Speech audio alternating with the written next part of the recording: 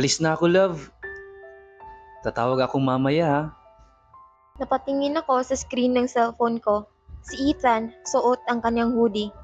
May bitbit na backpack at nasa airport na. Ito na yon. Ilang minuto na lang, lilipad na siya papuntang ibang bansa. Ngumiti ako kahit ang totoo, ang bigat sa dibdib. Ingat ka, love, ha? Huwag mo akong kakalimutan, ha? Napailing siya.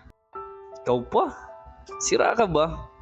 Kahit sang lupalop man ako ng mundo mapunta, ikaw lang andito. Pangako? Pangako. At ganun lang. Nawala na siya sa video call. Naiwan akong nakatulala sa screen. Parang biglang lumiit ang mundo ko. Ang hirap. Ang hirap pala talaga. Tuwing uuwi ako sa kwarto kong inuupahan, ang unang ginagawa ko ay hanapin siya sa video call. Hindi kumpleto ang araw ko kapag hindi ko siya nakikita. Pero hindi laging ganito kadali. May mga araw na hindi sumasagot si Sam.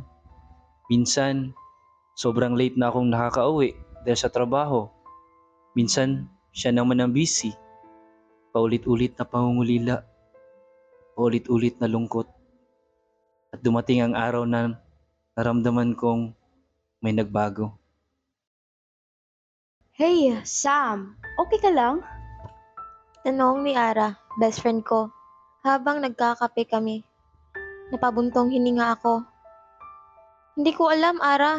Parang may nagbago. Si Ethan? Tumango ako. Hindi naman sa wala siyang oras sa akin.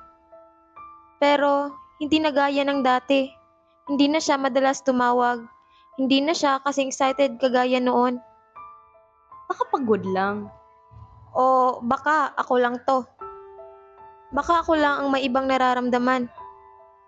Minsan kasi, hindi na sapat ang video call. Hindi na sapat ang mga chat. Yung dati naming kulitan. Napalitan na ng maigsing good night. Ingat ka palagi. At hindi ko alam kung normal lang to. Sam, may problema ba tayo? Matagal bago siya sumagot sa kabilang linya. Ewan ko, Ethan. Ikaw, masaya ka pa ba? Napakunot ang noo ko. Anong klaseng tanong yan? Siyempre, Pero hindi mo na ako tinatawagan madalas. Hindi ka na kagaya noon. Samantha naman. Anong gusto mong gawin ko?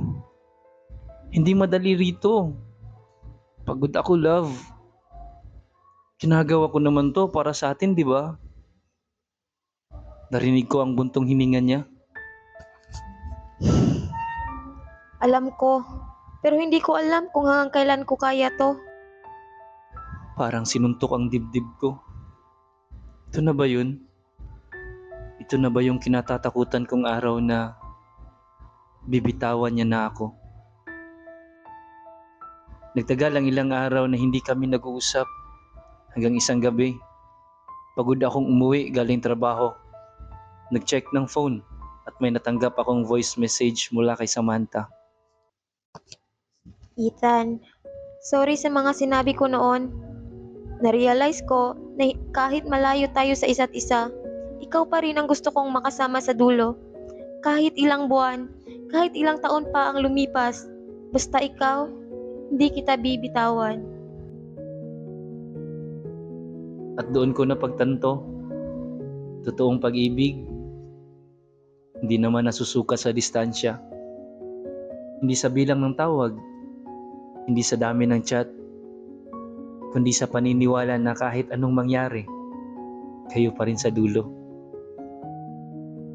Ang long distance relationship ay hindi madali. Maraming duda, takot at pangungulila. Pero sa huli, ang mahalaga ay hindi kung ilang beses kayong hindi nagkaintindihan, kundi kung paano kayo patuloy na kumakapit sa isa't isa. At sa bawat mensaheng ipinapadala, sa bawat ingat ka palagi at good night, may pangakong hindi nabubura ng distansya. Ang pangakong hindi kayo bibitiw. Dahil ang tunay na pag-ibig, kahit gaano kalayo, ay laging nakakahanap ng paraan para magtagpo muli.